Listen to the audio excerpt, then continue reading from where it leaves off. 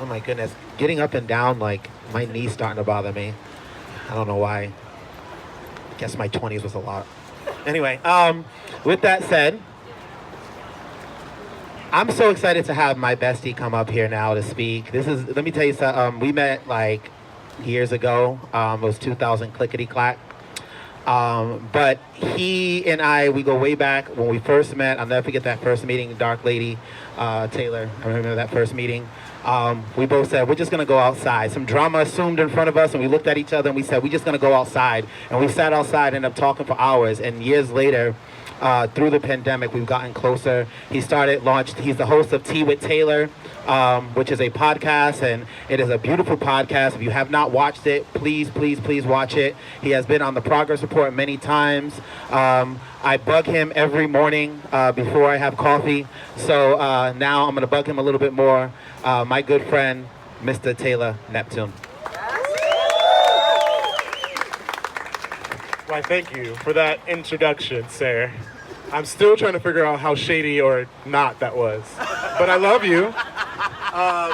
Thank you all for having me. I am going to attempt to do my speech fully, even though a lot of the other speakers were stepping on my speech. You didn't know it, but it's okay. If I give you the evil eye later, that's why. But thank you for having me, and I'm so glad to see you all here. This is just a sign of how dedicated we all are to the cause, so give yourselves a round of applause.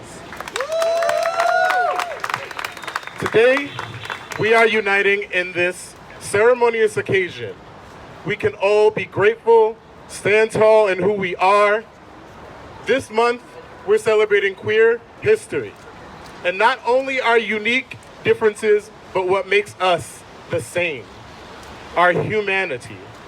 We are all seeking peace, togetherness, true acceptance, no matter your skin tone, no matter your age, no matter your race, no matter who you are. We are all seeking peace. But in order to get that peace, like Jennifer Rourke said, our work is not done. We must fight. We must put in the work. We must persevere for our right to be, and hold those accountable who deserve to be held accountable. For much too long, we have called for action.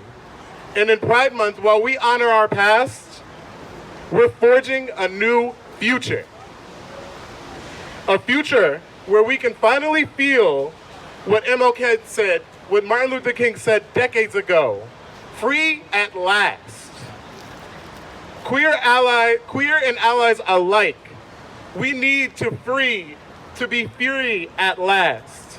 Discrimination, hate, and prejudice have no place in this world. This world has no room for those who'd rather hold guns than hold hands. We have suffered as queer people in a BIPOC community, and that struggle can go on for no longer. Pride is more than just a celebration. It is a critical movement towards queer rights, towards justice, and towards peace. The speakers, the teachers, the peacekeepers, and the fighters, I call out to you and I say, do not lose faith. Create, as a matter of fact. Build the basis, as a matter of fact, for justice to prevail. And so then we can all feel true acceptance. It takes work, as I said.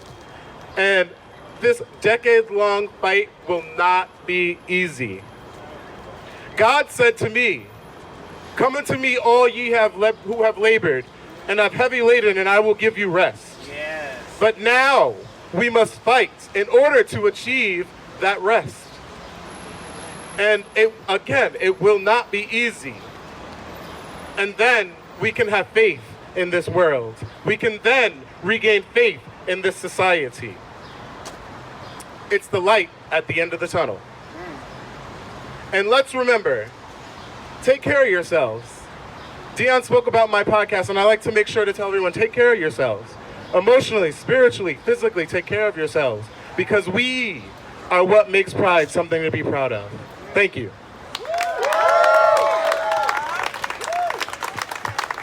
Thank you, Taylor. All right. That dude's in the gym all the time. I got to catch up to him. Start right now. 1, 2, 3. Okay, that's enough. Started breathing heavy. I'll tell you, all I can really work out these days is a steak and cheese sandwich with extra cheese and all that stuff on it. I can't lift nothing anymore.